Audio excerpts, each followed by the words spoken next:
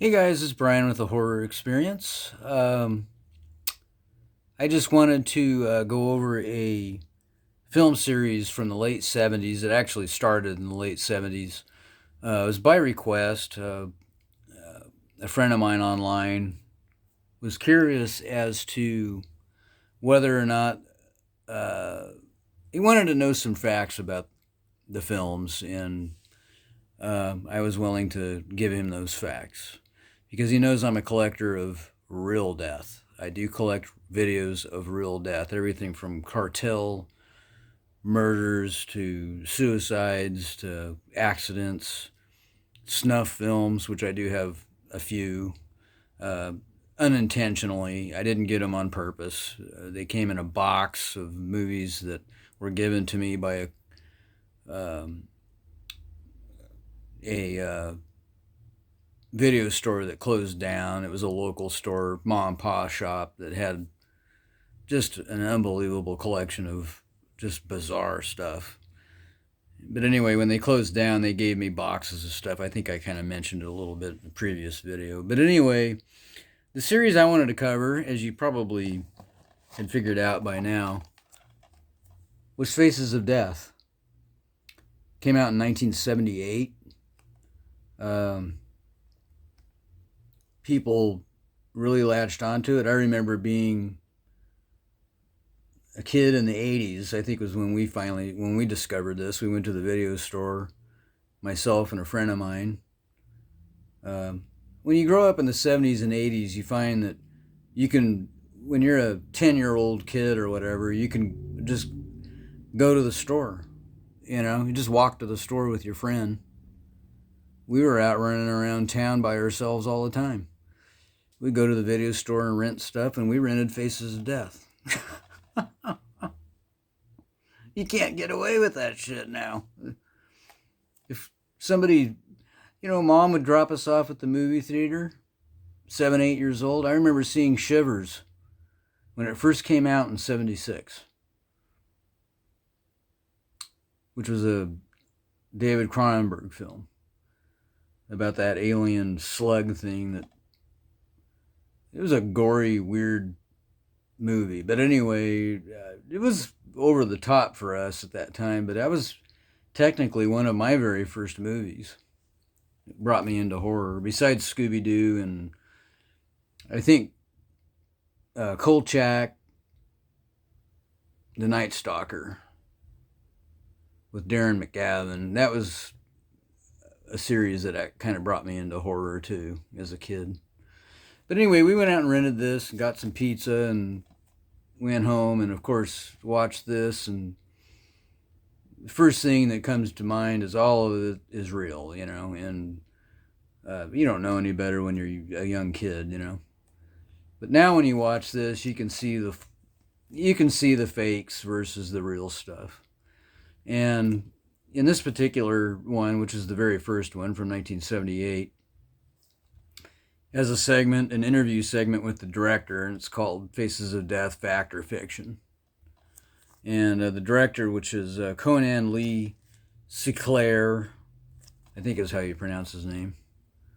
Of course, he shows up, and they're interviewing him. Whether or not this guy's an actor or what, I don't know.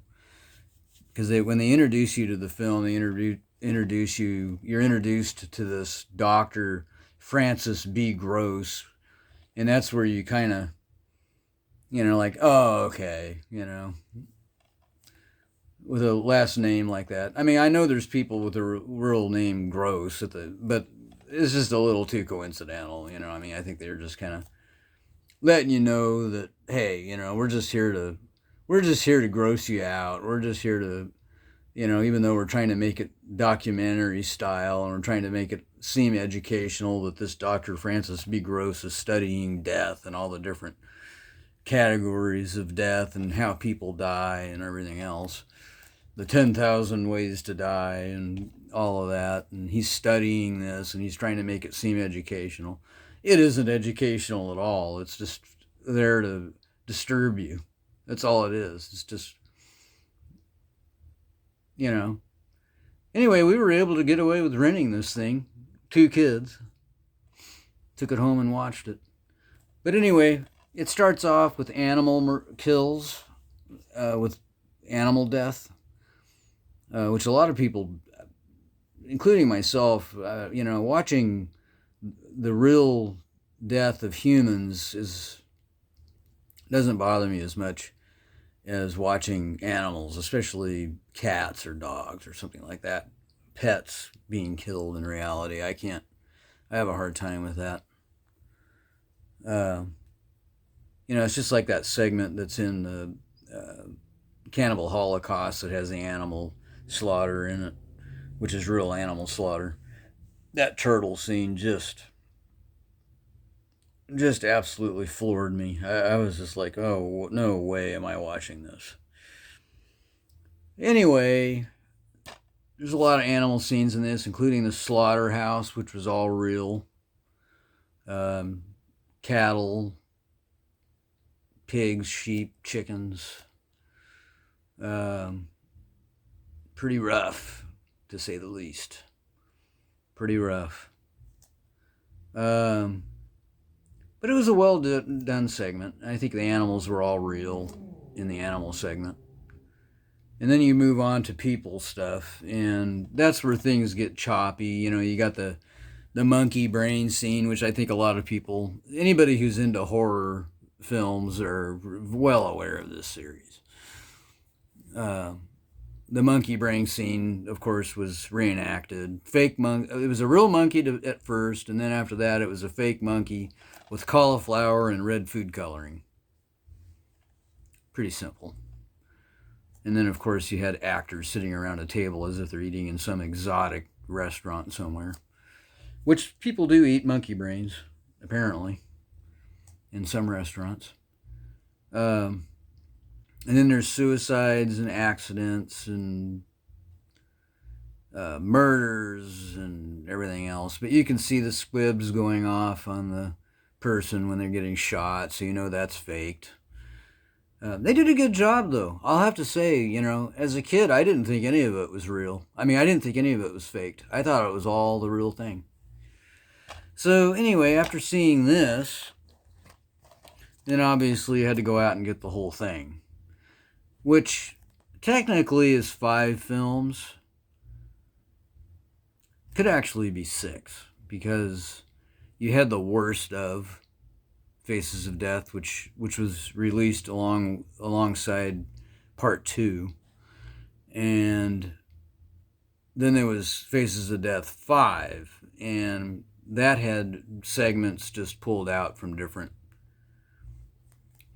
all 4 of the originals. The worst of Faces of Death basically took the worst segments, which were all real, I think, or most of them were, and put them on one disc for you. So you get to watch the worst of. So it jumps around all 4 original films. But anyway, that's included in this. They don't have Part 5 in this one because technically Part 5 is in all 4 films. So you don't have to have 5. So here's number 1, which is this one. Then there's Part 2, Faces of Death Part 2, the original Part 2. And then you have the worst of Faces of Death that comes along with it. And then you have Part 3, which I think Francis B. Gross, they killed him off as if he died from some strange rare disease or something. And this Dr. Louis Flellis, I think was his name, comes into play. And he was really shitty. I didn't like him at all. Francis B. Gross had a way better narrating voice, and the way he described things was better, where this guy was a little bit more fakey. I didn't fall for it. That's 3, and then you get Part 4, which were all fun. They all had, some of it didn't even have death in it. Some of the segments were actually just injuries and stuff. But, like burn victims in the hospital and things like that. But it was interesting. In '93, another group came out. This was released by a company called Gorgon Video, and they did some other things too.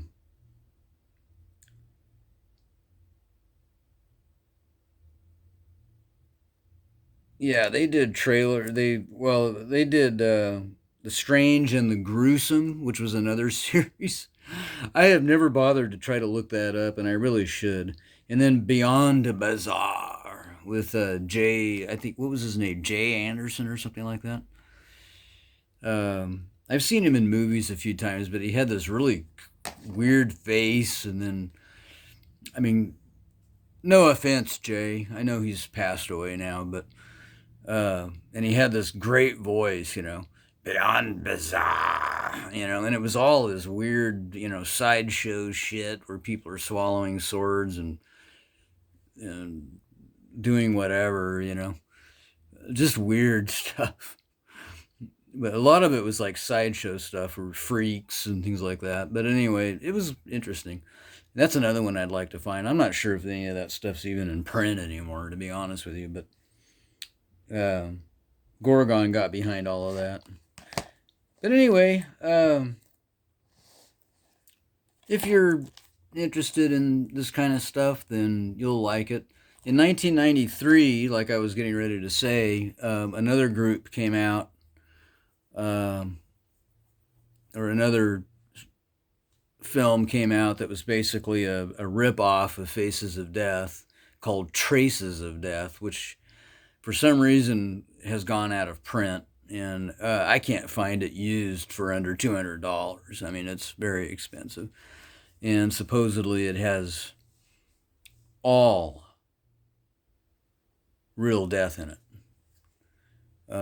Some stuff that I'm not sure Faces of Death had or not, but I've never actually seen Traces of Death, so I don't really know. But I know it has like stuff like the uh,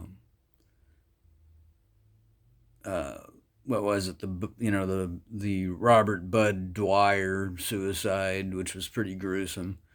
That was the guy that he was the head of the Treasury Department of the state of Pennsylvania, who apparently had been accused of fraud or accused of bribery or something along those lines for his campaign to be reelected again. And he was sentenced to like some ungodly amount of prison time, like 50 years or something. And he holds a press conference, and on live TV in 1987, he takes out a 357 Magnum and puts it in his mouth and shoots himself, and the camera zooms in on it. And this was all on live television. And I can't believe, I was graduating from high school in 1987. I can't believe I never heard of it. And it wasn't until just a few years ago that somebody, actually, at the time, it was my partner in the podcast, the Horror Experience podcast, that had told me about it. And I looked it up, and they used to have it on YouTube, and boy, they stripped that. And